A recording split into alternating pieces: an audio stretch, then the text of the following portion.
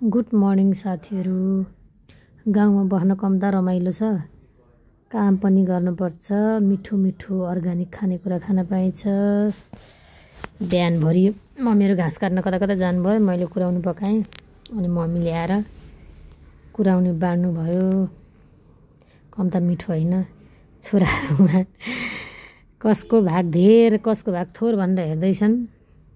कति मिठो लाग्ने हो कुराउनु भनेपछि।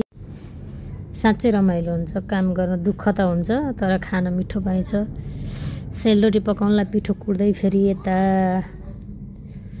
मम्मी पिठो केलाउँदै हुनुहुन्छ। हामी चाहिँ म चाहिँ भाइ बोकेर बस्दै। यस्तो पो हुन्छ त गाउँले जिन्दगी, रमाइलो।